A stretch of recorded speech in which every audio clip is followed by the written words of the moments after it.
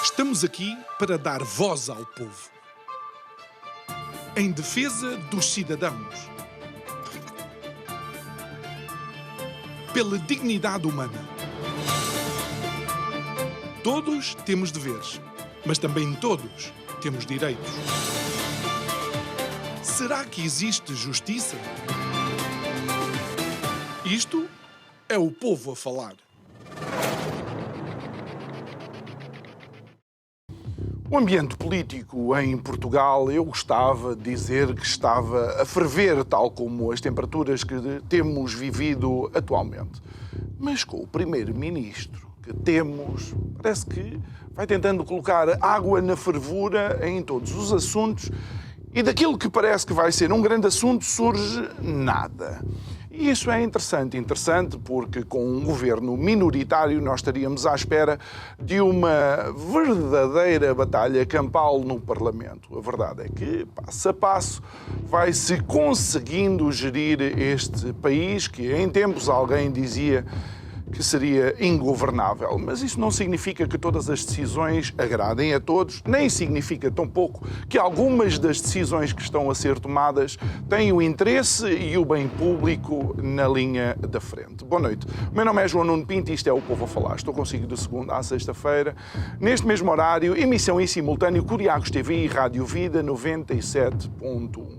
E porquê é que eu menciono o interesse público? Olhe, porque recentemente a Procuradoria-Geral da República mencionou que o PRR relativo à habitação está muito exposto à fraude e eles já não conseguem garantir que não exista mesmo fraude nesse aspecto. Ou, por exemplo, olhando para aquilo que é a linha de alta velocidade, o nascer estilo cogumelos de algumas PPP, já tendo em vista aquilo que é um dos maiores investimentos a ser feito em Portugal. E o que dizer do novo aeroporto, que teve direito a uma comissão que depois finalizou um pouco como a temperatura, em alta, mas sem decisão nenhuma. E a tudo isto nós continuamos à espera que realmente se cumpra o desígnio de Portugal, que é trazer dignidade aos seus habitantes, tal como diz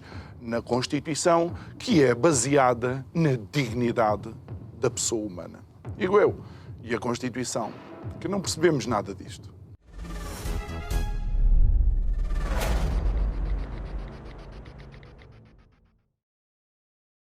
E o nosso convidado de hoje para o pontapé de saída de mais uma semana de programas, e olha, deixe-me dizer que vai ser a última semana desta temporada e depois seguimos para férias. O professor Paulo de Moraes, presidente da Frente Cívica, entre muitas outras coisas, e de alguma forma também já uma cara habitual aqui connosco. Muito boa noite. Boa noite. Professor, obrigado por estar connosco uma vez mais. Vamos começar por um tema que aconteceu já há algumas semanas. Eu creio que não deixou ainda de acontecer, mas ainda não tinha tido a oportunidade de falar consigo, que foi, de facto, este embate entre algumas figuras da política, outras figuras amigas da política, com a Procuradoria-Geral da República, nomeadamente com a atual Procuradora, Lucília Gago. Não sei qual é a análise que o professor faz e gostava de o ouvir em relação a isso. Boa noite mais uma vez, eu é que agradeço o convite, é sempre um prazer estar aqui a conversar consigo e com os ouvintes e com os telespectadores.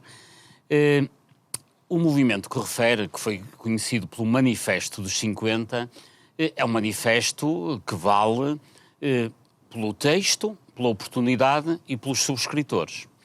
Bom, quanto ao texto, eu acho que este manifesto é uma tentativa de diminuição do Estado de Direito Democrático. E direi porquê. Quanto ao texto propriamente dito, porque baseia-se numa série de pressupostos, o principal dos quais está errado. Ou seja, é um conjunto de pessoas que está zangada com o Ministério Público, porque o Ministério Público eventualmente terá, dizem eles, destituído o Governo de Portugal e o Governo da Madeira. Ora, isso é rotundamente mentira. Não é contrariamente ao que eles dizem, não é pelo facto da Procuradora-Geral da República ter escrito um parágrafo num comunicado em novembro que dizia que António Costa estava eventualmente envolvido naquilo que depois acaba por ser conhecido pela Operação Influencer, não é por isso que António Costa se demitiu. António Costa demitiu-se por uma razão bem mais simples.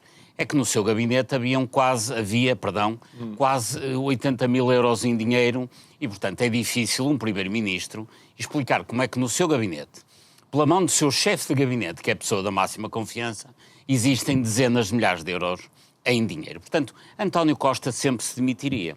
E o que é facto é que o Ministério Público acaba por fazer um favor a António Costa, porque assim António Costa tem ali um fator de fixação e acaba por andar a dirimir razões com o Ministério Público e permite-lhe esquecer o facto de ter lá as dezenas de milhares de euros. E, portanto, este documento baseia-se em pressupostos errados. E não é pelo facto de uma mentira ser repetida 1000 vezes que ela passa a ser verdade, como queria o Goebbels, o ideólogo, digamos, de comunicação do Hitler. Portanto, não é verdade. Para mim não é verdade.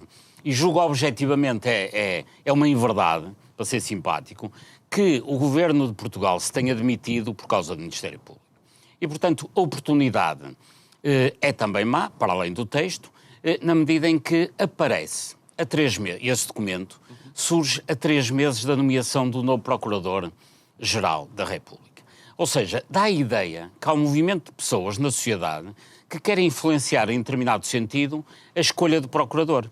Porque nessas 50 personalidades que assinam o documento estão antigos presidentes do Parlamento, antigos ministros, enfim, juristas de nomeada, antigos presidentes de partidos, ou seja, é todo um conjunto de representantes de uma certa classe política, e já lá iremos, e esses representantes dessa classe política querem influenciar a nomeação do próximo procurador dizendo não queremos que seja como esta, porque desta não gostamos. Ou seja, queremos alguém que seja dócil a esta facção do poder político. E, nesse sentido, a oportunidade não podia ser pior, até porque, e agora vou à parte final, nos subscritores estão personalidades na liderança do movimento, como Daniel Proença de Carvalho, que está muito ligado a Ricardo Salgado, não só como seu advogado, mas como cúmplice de muitos dos negócios que Ricardo Salgado fez ao longo do tempo. Bastará só lembrar mas poderia dar mais exemplos, mas não há aqui o contexto nem o tempo, mas todos os negócios entre o BES Portugal e o BES Angola, nomeadamente as relações entre Ricardo Salgado, o BES de Angola e Eduardo Santos, então presidente, eram intermediadas por quem? Por Proença de Carvalho. Ou seja, quando Ricardo Salgado ia falar com Eduardo Santos, levava sempre Proença de Carvalho, isto para não dizer o contrário, que era Proença de Carvalho que levava Ricardo Salgado. Ou seja, ter como líder do movimento de pessoas que querem mudar a justiça alguém como Proença de Carvalho, que é das pessoas que mais têm beneficiado das falhas da justiça, é um pouco paradoxal. Uma coisa é certa, Proença de Carvalho conhece bem as falhas da justiça e tem usufruído muito delas para si e para os seus clientes. Mas convenhamos que não é pessoa com mais moral para querer mudar a justiça. E depois o problema é que neste conjunto de pessoas que assinam o documento estão pessoas que têm, elas próprias, problemas com a justiça. Maria de Lourdes Rodrigues, que foi condenada, aliás, em tribunal, Seixas da Costa, que tem feito da sua vida o lobby e o tráfico de influências entre a política e os negócios, nomeadamente ao nível da construção da barragem do Tua, onde ele próprio acaba por beneficiar a Mota-Engil, que a construiu, a EDP, que foi beneficiária da energia que lá é produzida e no fim do negócio acabou, vejam só, a administradora da Mota-Engil e também da EDP, e portanto personalidades destas a assinarem um documento tiram a credibilidade ao documento. Portanto, o documento é muito bom, só que tem 3 grandes defeitos, que não é oportuno, assenta sobre mentiras e tem como assinantes pessoas não recomendáveis. Se não fossem estes 3 pequenos grandes defeitos, se calhar o documento nem seria mau. E, portanto, fazer do Ministério Público, e finalmente respondo diretamente à sua questão, o bode expiatório de tudo que está mal na justiça em Portugal é, no meu no meu entender, até uma forma insidiosa de estar na política, até um pouco pacóvia, desculpe uma expressão. É de uma desonestidade intelectual muito grande e devo-lhe dizer que eu, em conversa com alguns desses subscritores, não com os que mencionou, alguns disseram, se eu soubesse que de facto depois toda a retórica ia incidir sobre o Ministério Público, eu não teria assinado, não teria subscrito isso. Pois, o problema é que, para além disso, o documento assenta em pressupostos que são errados, mas, enfim, independentemente do documento, é verdade que a Justiça precisa de algumas reformas, mas são exatamente as contrárias do que estes senhores querem vir a fazer. E quando vemos depois a ministra Rita Giudice a mencionar que o próximo procurador, ou precisamos de um procurador que venha limpar a casa, não parece que há aí uma interferência num dos grandes princípios da nossa democracia, que é a clara separação de poderes? É verdade, concordo consigo. Uma ministra da Justiça vir dar palpites sobre o perfil do próximo procurador, como se fosse um empregado que vai contratar, parece-me um pouco desajustado e até um pouco deselegante. Mas dando isso de barato, há a questão da separação de poderes. De facto, é o Governo que propõe o nome de procurador, mas propõe no sentido que o procurador deve ser uma personalidade que deve estar acima de tudo isto. Ou seja, a postura da ministra é de quem vai propor um procurador-geral da República como quem está a nomear um diretor-geral. E convém alguém dizer à ministra que não é assim que se propõe um procurador-geral da República. A propositura, se me permite, é propor entre as personalidades do país alguém que mereça simultaneamente a confiança do Governo e do Presidente da República. Não é como fazer um concurso e agora vamos procurar um procurador, passa a redundância, que põe ordem na casa. Isso, enfim, não faz sentido nenhum. E há realmente a questão da separação de poderes, ainda por cima vindo de uma ministra que fez a sua vida num escritório de advogados muito ligado aos grandes corruptos deste país. Enfim, a doutora Rita Giudice chama-se Giudice, não tem culpa de ter os pais que teve, mas isso ninguém tem culpa.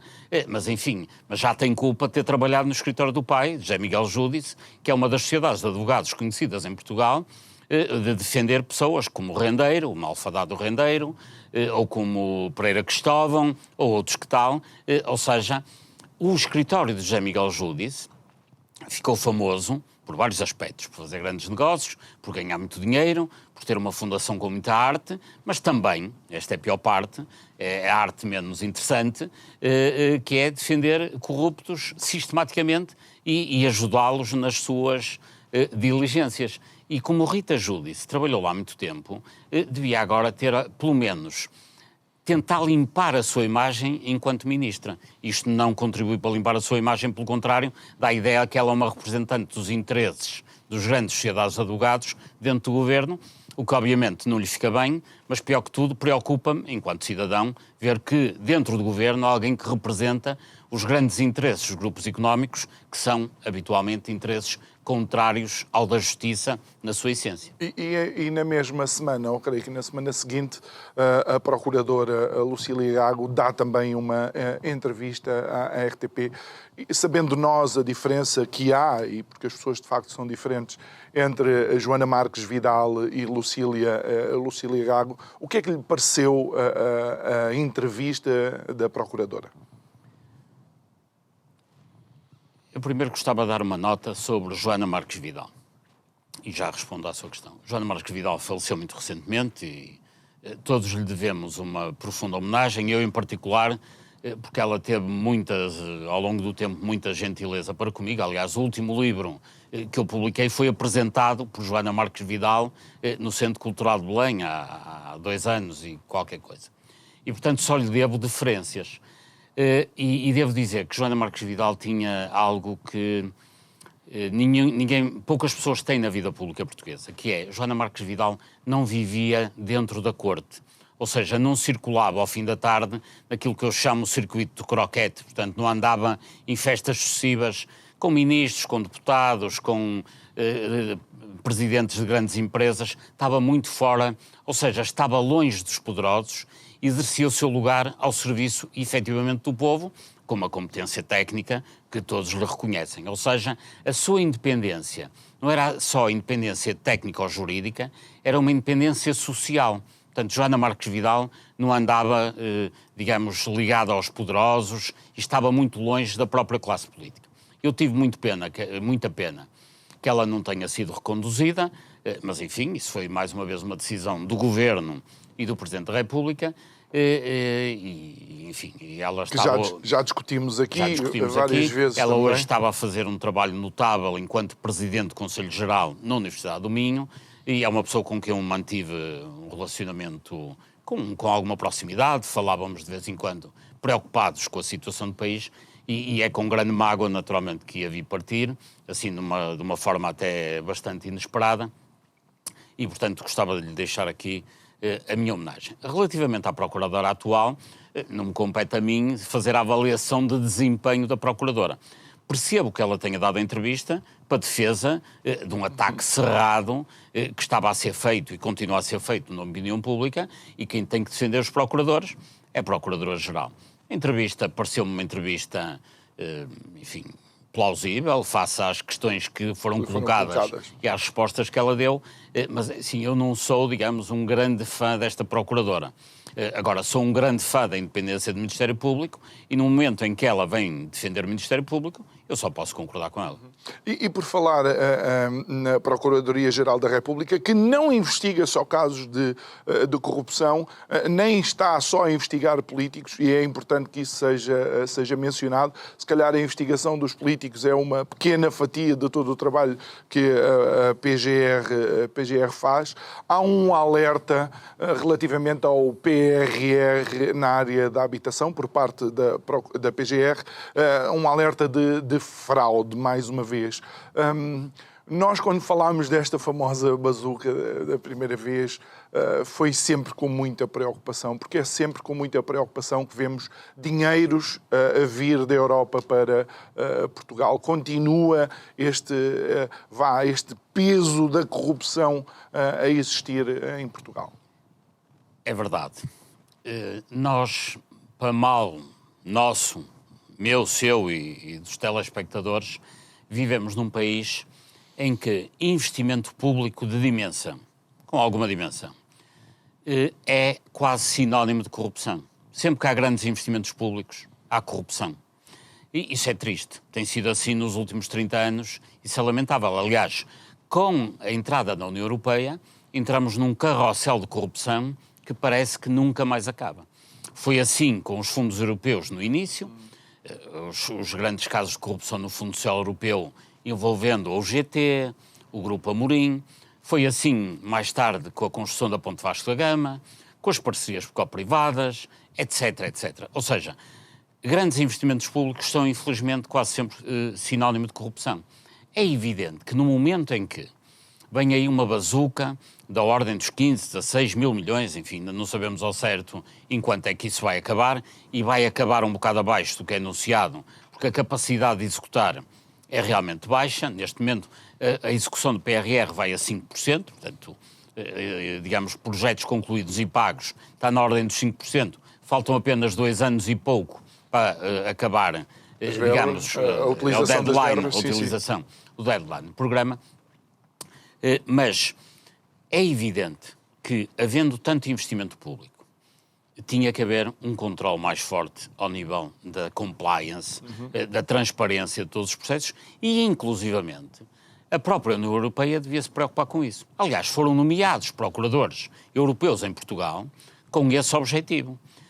O que é que essa gente anda a fazer, com toda a franqueza? Não sei bem, porque todos os projetos que eu vejo de anúncio ao combate à corrupção em Portugal não passam do papel. É a agenda contra a corrupção que o Governo apresentou há dias, ainda está em discussão pública, que é uma agenda sem datas, portanto, uma agenda sem datas é um mero bloco de notas.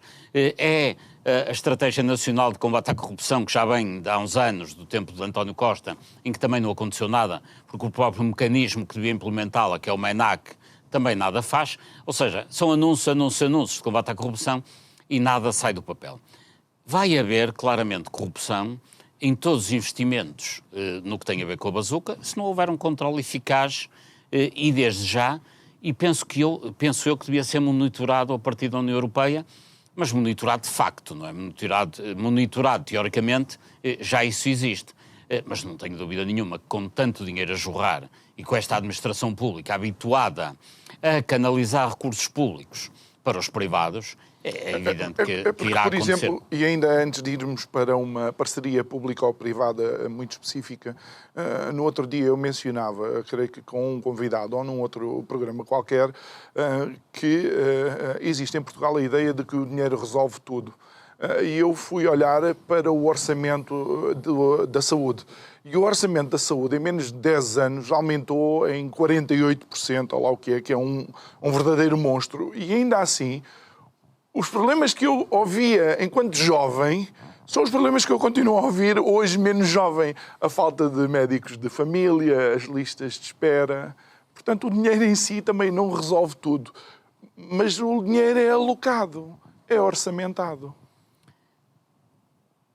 Bom, a questão da saúde daria todo um debate. Mas só para não fugir ao tema, longe disso, que é um tema que me apaixona, eu gostaria de dar uma nota sobre a questão da saúde. Em primeiro lugar, os aumentos sucessivos do orçamento da saúde, à partida, devem ser de saudar. Não devemos perder de vista que cerca de 20% vai diretamente para as farmacêuticas. Portanto, cada vez que se aumentam dotações à saúde, estamos a aumentar aquilo que se paga às empresas de medicamento, que ganham hoje no mundo mais dinheiro do que nunca ganharam. É evidente que o Covid ajudou bastante nessa... Mas tirando até o efeito Covid, convém lembrar que empresas como a Bayer, alemã, ou a Pfizer, americana, têm orçamentos superiores a 70% dos Estados do mundo. Ou seja, quando, por uma razão qualquer, o presidente da Bayer estiver sentado com o presidente de Moçambique na mesma mesa, o presidente da Bayer tem um orçamento incomparavelmente superior ao Estado de moçambicano. Estou a dar o exemplo de Moçambique, podia dar o exemplo de 70% dos países do mundo. Portanto, o peso que essas corporações têm no mundo hoje é E a balança perigoso. do poder desequilibra. Hoje fala-se muito e bem do peso que tem o Facebook, que tem a Microsoft, a Google, enfim, as grandes na área da informática, mas convém não esquecer que há outras grandes na área da farmácia, das farmacêuticas, que têm peso equivalente e com o mesmo índice de perversidade que vai diretamente às pessoas. Obviamente, quem tem doenças e hoje, felizmente, a esperança de vida aumentou, nomeadamente na Europa, muito nos últimos 100 anos, digamos, aumentou de forma exponencial. Basta pensar que a seguir à Segunda Guerra a esperança de vida era de 50 e tal anos na Europa. Hoje é de 81 anos, estamos muito à frente, isso é de saudar. Mas o facto das pessoas viverem mais tempo também obriga a que muitas tenham doenças crónicas e ficam dependentes de medicamentos ao longo de toda a sua vida. E hoje as farmacêuticas têm uma imensa influência na vida das pessoas. Mas já me dispersei um pouco, peço até desculpa. Não. Voltemos à saúde. Os aumentos do orçamento da saúde, muito vai para as farmacêuticas, muito vai para os privados e há uma parte que efetivamente fica no Serviço Nacional de Saúde. E o SNS hoje tem um problema gravíssimo, no meu ponto de vista, de falta de organização. Para além de não ter meios em muitos aspectos e pagar mal aos médicos, etc., padece um problema de falta de organização que se resolveria com bons sistemas de informação, com bons informáticos, com bons gestores, porque há algo que me angustia. Eu vivo no Porto, como sabe, e eu vejo no Hospital São João, que é um hospital bem gerido, é um hospital de ponta, quando numa sala de cirurgia, neurocirurgia, para irmos ao mais avançado que há, o que se faz numa sala dessas está ao nível do que há melhor no mundo. Mas em contrapartida, se chegarmos às imediações do hospital e quisermos estacionar o carro, é uma confusão enorme. Ou seja, o Serviço Nacional de Saúde, isso é válido no São João, no Santa Maria aqui em Lisboa, ou seja, há todo um conjunto de áreas, nomeadamente ao nível do acolhimento, ao nível da organização, ao nível do atendimento, que podiam ser melhoradas apenas com boa gestão, não é preciso muito mais dinheiro, e isso acaba por não ser feito, e dir-me-á, então as cirurgias, a neurocirurgia não é mais importante que o parque? Obviamente que sim, mas tudo é importante, porque quando uma pessoa recorre a um hospital, já vai numa situação de vulnerabilidade e se tem dificuldade em parar o carro, em ter acesso ao seu médico, etc., se todos esses mecanismos forem pouco amigáveis, a pessoa acaba por estar numa situação mais vulnerável do que aquela em que lá chegou. Eu acho que aí tinha que se fazer um grande esforço. E por isso, aumentar o orçamento para a saúde é necessário, é preciso aumentá-lo mais no SNS do que nos privados, no meu ponto de vista, e é preciso fazer um investimento que nem é assim tão alto em organização. Porque os cidadãos questionam-se por que motivo, às vezes, nas urgências faltam enfermeiros ou faltam médicos. É, obviamente, uma má gestão de recursos humanos. Porque quando nós vamos a um hipermercado, nunca chegamos lá e não falta uma pessoa no talho. Nunca chegamos ao talho. Hoje não veio o senhor do talho, vamos fechar o talho. E não precisa de ser um talhante a gerir isso, não é?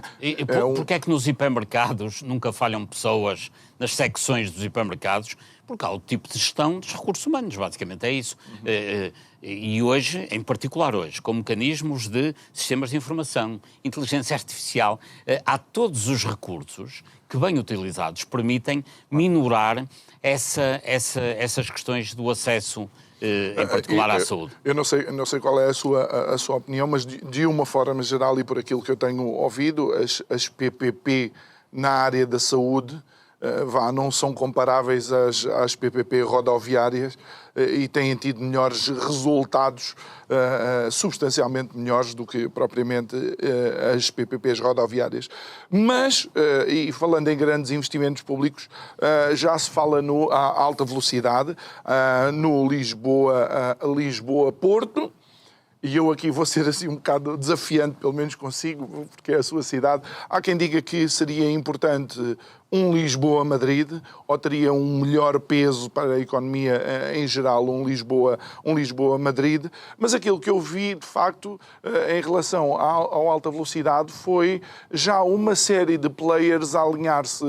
Ouvi, creio que a Brisa, não sei se o que é que a Brisa e a alta velocidade têm a ver, e não sei se o professor tem já estado a observar, de facto, os de sempre a prepararem-se para saltar para os carris, por assim dizer. Neste caso, sabe que as parcerias co-privadas vão ficar na história do atual regime, enfim, que espero que tenha uma vida longa enquanto regime democrático, mas como um cancro do regime.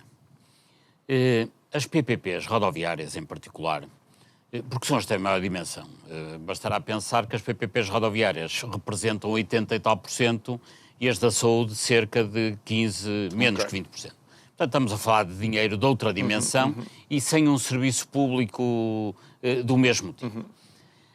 A primeira PPP rodoviária que se faz em Portugal é Ponte Vasco da Gama. E quando nós pensamos na forma como foi feita a Ponte Vasco da Gama, é de arrepiar. Eu sempre que lá passo, e passo lá muitas vezes nas viagens norte-sul, é uma coisa aflitiva, porque, enfim, demoraria muito tempo a explicar, mas vou tentar ser muito sintético face a esta história. A Ponte Vasco da Gama foi orçada em cerca de 900 milhões de euros em valores atualizados.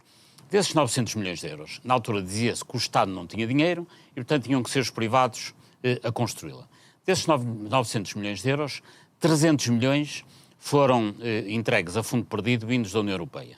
Outros 300 milhões foi um empréstimo do Banco Europeu de Investimentos, sancionado e avalizado pelo Estado português. Ou seja, os privados apenas gastaram cerca de 200 e poucos milhões e tiveram o benefício do investimento. Até hoje continuam a receber portagens e, pior que isso, 3 anos passados depois da inauguração, os privados já tinham sido beneficiados em mais 1.000 milhões de euros. Ou seja, o Estado não tinha 900 milhões para construir a ponte, mas tinha 1.000 milhões para dar aos privados. Bom, e depois seguiram-se as SCUT, não é? As famosas SCUT da era de António Guterres a José Sócrates, em que se permitiu aos privados rentabilidades de ordem dos 15%, 16%, 17% até hoje.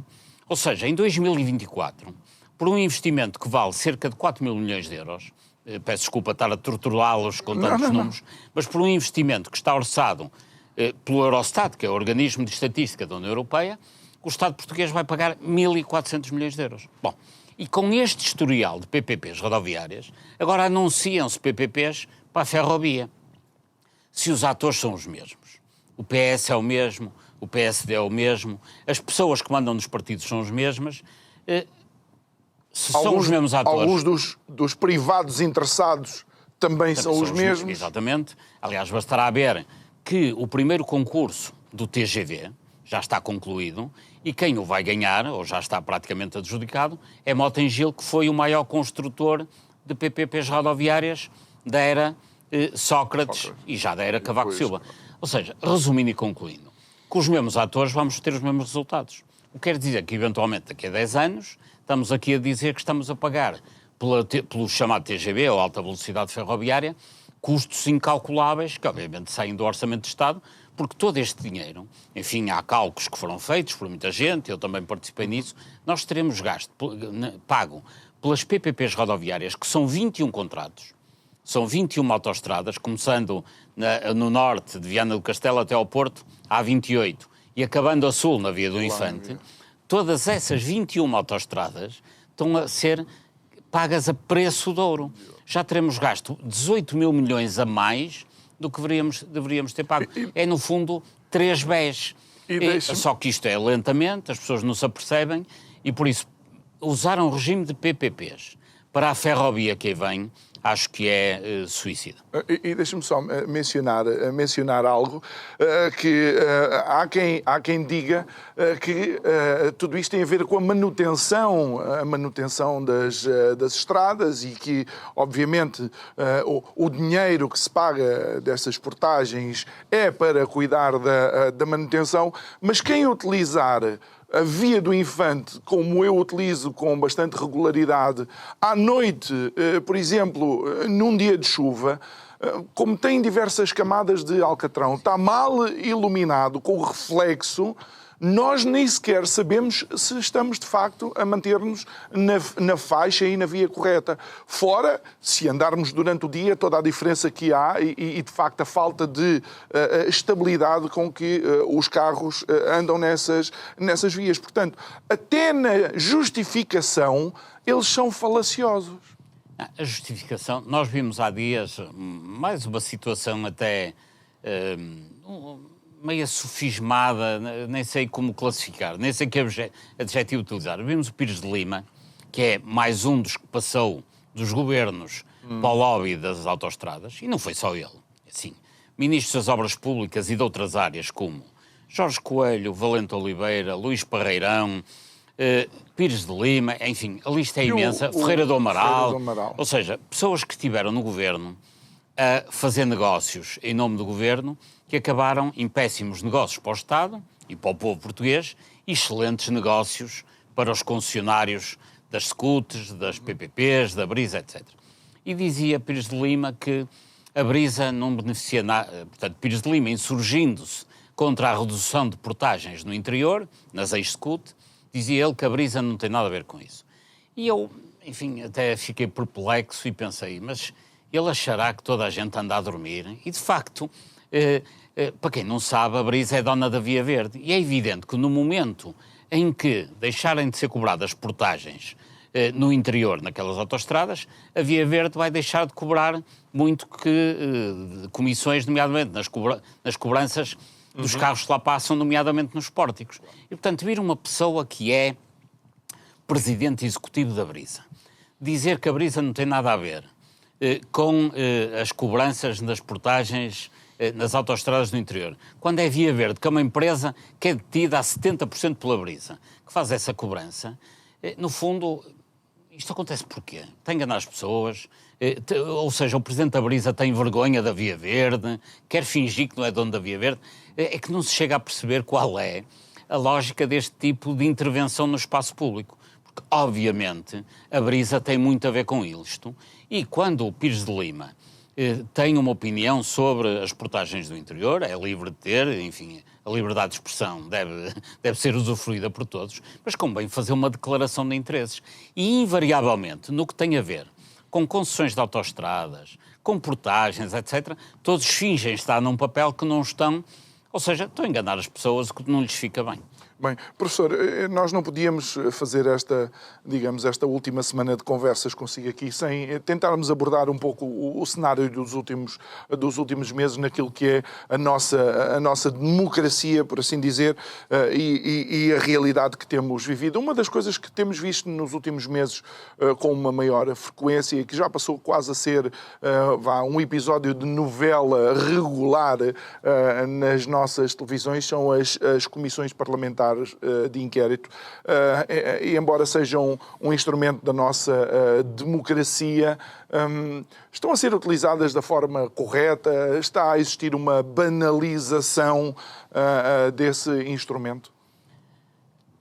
As comissões parlamentares de inquérito não devem ser um mecanismo de utilização cotidiana. Aliás, elas existem, estão pensadas para situações em que o Parlamento deve fazer inquirições de cima a baixo sobre casos de grande relevância política. E nós temos tido comissões parlamentares de inquérito que têm permitido uma grande informação veiculada para a opinião pública, e isso é positivo, porque muita gente critica as CPIs, as comissões parlamentares de inquérito, porque em certo sentido parecem tribunais. Mas as comissões parlamentares de inquérito têm uma vantagem, é que são de âmbito público e são escrutináveis, porque as sessões nos tribunais também são públicas. Vamos ver, um julgamento é público. Mas há um limite, só que, obviamente, que há algumas restrições na difusão do que se passa nos tribunais e mesmo sem restrições não há, digamos, um escrutínio permanente ao que lá se passa, o que também é normal. Claro. Há muitos tribunais, muitos julgamentos. Ou seja, formalmente são ambos instrumentos públicos, mas uma comissão parlamentar de inquérito permite um escrutínio público muito mais oportuno e apurado, e sobretudo oportuno e no momento adequado. Agora, é evidente que nós vemos comissões parlamentares de inquérito a falar de assuntos um pouco estranhos, como é o caso da Comissão Parlamentar de Inquérito ao caso das gêmeas, uma comissão parlamentar de inquérito que foi muito útil ao caso do Banco Espírito Santo, uma comissão parlamentar de inquérito às PPPs, que no final colocou todos os partidos a aprovar um relatório a dizer que as PPPs rodoviárias foram ruinosas. Foi pena, aliás, que na sequência disso o Parlamento não tenha tratado de deixar de as tornar ruinosas. E, de facto, há uma certa angústia que as comissões parlamentares de inquérito parecem, por um lado, só falar de vigarices, mas o facto é que isso acontece porque a vida política portuguesa também é cheia de vigarices. Ou seja, as comissões parlamentares de inquérito às vezes parecem um pouco abandalhadas, mas são uma consequência da bandalheira geral que existe na vida política. Ou seja, se a vida política é esta, o escrutínio da vida política tem que tratar de assuntos menos interessantes. Seria estranho, aliás, com uma vida política em que há tanto privilégio dado aos políticos que têm benesses como não tinham nem no tempo da ditadura, em que há tantos negócios favorecendo grandes grupos económicos. Seria estranho que depois disto as comissões parlamentares de inquérito falassem de situações muito dignas e muito coerentes e não falam porque essas situações dignas e coerentes não existem na vida política portuguesa.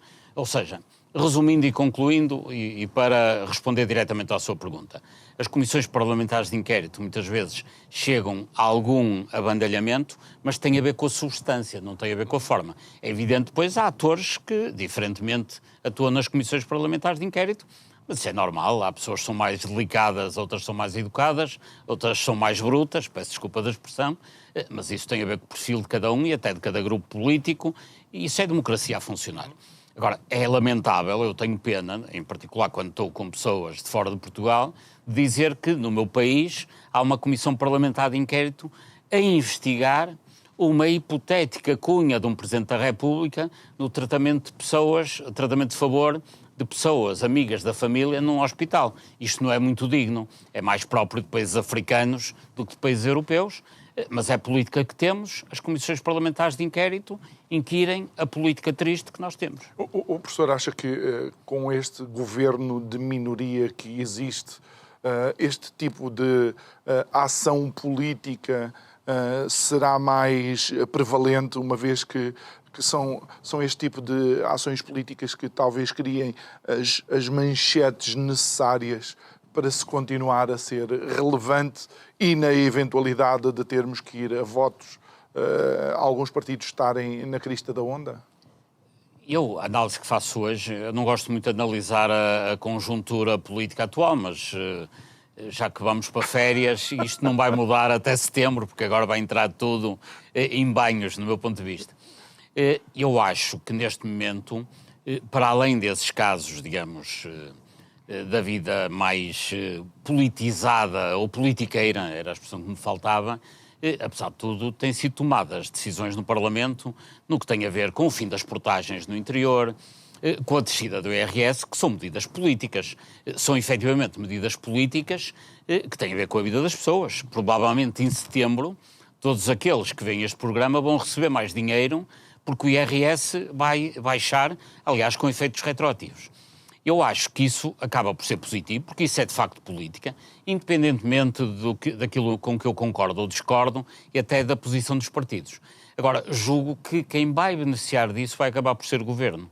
Porque apesar da baixa do IRS ter sido uma medida que aparece por conjugação entre o Partido Socialista e outros partidos da oposição, quando as pessoas virem mais dinheiro na sua conta, vão atribuir essa vantagem provavelmente ao Primeiro-Ministro e ao Governo do PSD.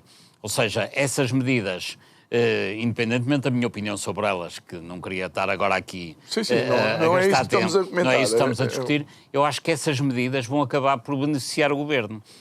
Da mesma forma que a redução das portagens no interior, quando se concretizarem, as pessoas vão acabar por atribuir essas vantagens ao Governo. Ou seja, a oposição, ao fazer aprovar medidas populares no Parlamento, que estavam nos seus programas e que legitimamente apresentam, pode estar a dar votos ao partido do Governo. Mas, enfim, isto é uma análise muito conjuntural que eu faço hoje e que pode mudar substancialmente daqui a 2 meses. Mas o Primeiro-Ministro tem um ar simpático. Isso valoriza, digamos, no espaço público, na discussão, tem um ar mais simpático do que o anterior Primeiro-Ministro, que era um pouco arisco e agressivo. E, portanto, isso ajuda, por um lado. E tendo um ar simpático, as medidas que a oposição faz aprovar no Parlamento também são simpáticas. Quem é que vai beneficiar de toda essa simpatia? O partido do Governo, não os partidos da oposição. Porque quando as pessoas de facto virem o dinheiro ou quando sentirem que não têm que pagar as ex-secute, não se vão lembrar que foram propostas de outros partidos. Absolutamente. É porque o cidadão normal não anda atento a todas estas tricas da vida política e estas negociações. Portanto, eu julgo que a maioria das pessoas, quando virem mais dinheiro na sua conta no fim do mês, vão agradecer a quem? A quem está no poder, que é, neste caso, o Partido Social Democrata e o CDS. Olha, professor, deixa-me falar numa área que também é a sua, e tudo isto não foi falado ali enquanto tomávamos um cafezinho, tem a ver com a saúde. Com o ensino, não é? Com a educação. Uma vez que houve agora uma pessoa que foi demitida, eu não me recordo do nome, mas tem a ver com a colocação dos professores, em que há escolas em que foram colocados 3 professores para a mesma disciplina, ao passo que outras escolas, noutras localidades, não têm professores. Como é que olha para esta questão da colocação de professores, que parece ser um problema crónico da nossa educação? Eu acho que este governo, e bem, o ministro, que é uma pessoa que eu estimo, e que é, aliás, professor lá em cima, no Norte também, fez, relativamente à questão dos professores no ensino básico e secundário, algo que tinha que ser feito, que era, por um lado, aumentar os salários consideravelmente, e a velha questão das carreiras. Portanto, este governo atuou, tinha-o prometido em campanha eleitoral, portanto, tinha a obrigação de o fazer a quando o exercício do poder. Portanto, as negociações com os professores acabaram por ter algum efeito e alguma vantagem nas carreiras docentes. É evidente que essas mudanças nas carreiras implicavam depois a alocação de muitos docentes com novos lugares. Isso é positivo. Haver mais professores colocados é positivo. Colocar os professores onde eles não são necessários tem um nome, é incompetência. Portanto, isso já não é uma questão política, é uma questão de competência profissional. E eu, enfim, se fosse ministro, ficaria, digamos, de boca aberta quando algo que é muito positivo, que é dar melhores condições aos professores que bem as merecem há muitos anos. colocar mais docentes. É claro que, se os docentes são colocados mal, obviamente que isto cria grandes problemas, quer para os docentes que estão mal colocados, quer para aqueles que são ultrapassados nas escolas onde esses são colocados. Portanto, isto foi criar um pânico numa situação em que não havia necessidade nenhuma, bastaria, obviamente, ter feito uma previsão com competência dessa colocação e, de facto, muitas pessoas me telefonam, até colegas meus que são professores no ensino secundário e no básico, recebo muitos e-mails, muitas queixas na própria Frente Cívica, que têm a ver com disparate absoluto na colocação de professores que não se entende como é que se chegou a este ponto. Se eu mudasse da educação para a saúde, parecia que estávamos a falar quase da mesma coisa. Ou seja, parece que o problema é sempre gestão. A administração não é propriamente só os recursos. Absolutamente. Era o que dizíamos há pouco. Há muitas áreas que precisam de mais orçamento, mas há muitas áreas que precisam de muito mais organização.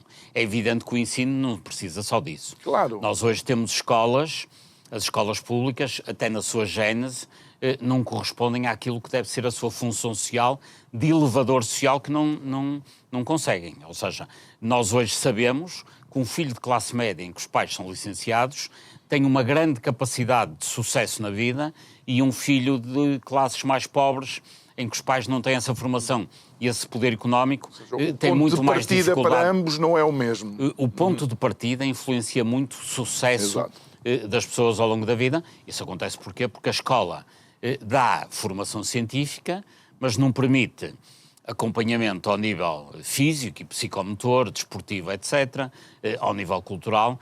Aquilo que, no fundo, muitos colégios dão, ou seja, formação na área da música e do teatro e do que for, nas artes, formação desportiva no basquete, no handebol, no que for, e depois formação científica, que permita aquela velha máxima que já vem dos gregos, ter alma sã em corpo são.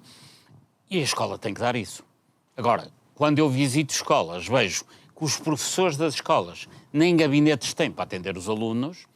Que sentido é que isto faz? E não terem gabinetes para atender os alunos não é uma questão de orçamento, é uma questão de decisão, porque há espaço e também há de haver uns carpinteiros para fazer umas obras, para fazer uns gabinetes. Portanto, aí já não é um problema só de orçamento, é um problema de organização e um problema conceptual. Eu gostava de ver em pouco tempo escolas que, à semelhança de tudo que acontece na Europa, deem formação académica adequada, se calhar com menos disciplinas, com mais tempo para os alunos estarem com os professores, com menos tempo de aulas e mais tempo de acompanhamento, com formação cultural, na área musical, etc., com formação desportiva, que é o que uma escola completa tem que dar. E ao nível do ensino, falta dinheiro, é verdade, falta organização, mas ainda falta uma concepção de uma escola que infelizmente ainda não temos. E queria que, de alguma forma, e eu tenho olhado para os números da Escola Superior de Educação, acha que algumas destas medidas vão voltar a atrair pessoas para escolher a carreira docente?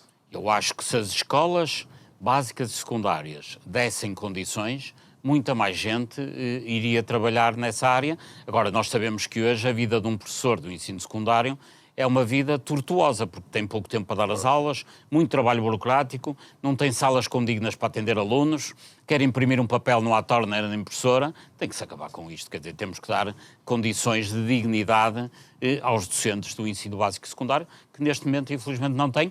E só graças a um esforço muito grande de todos eles e à condição até de ser português, que é a capacidade de querer ajudar os outros e ajudar as crianças e ajudar os jovens, é que, apesar de tudo, se fazem verdadeiros milagres por essas escolas de norte a sul, porque as condições são, de facto, muito, muito, muito fracas para os tempos em que vivemos. Claro. Nós hoje temos escolas que têm as condições que tinham as escolas dos anos 80 do século passado. E continuamos, às vezes, a viver daquele boom na educação que foi quando saímos do antigo regime para esta República atual, mas isso não se perpetua. Quando nós não investimos numa determinada área, a decadência dessa mesma área vai ser uma realidade. É que a democratização no para ensino terminar mesmo, é, obviamente, uma das grandes conquistas de Abril. Nós hoje temos 12º ano gratuito e obrigatório, claro, o que não havia, obviamente, antigamente. Isso é bom, mas tem que haver uma democratização em quantidade e não uma melhoria em a qualidade. degradação, não pode ser democratização e degradação. Exatamente. Professor Paulo de Moraes, muito obrigado por ter estado aqui connosco. Se for o caso, boas férias. Obrigado a si que nos acompanhou neste programa. Vemo-nos amanhã para mais um. Obrigado, boa noite.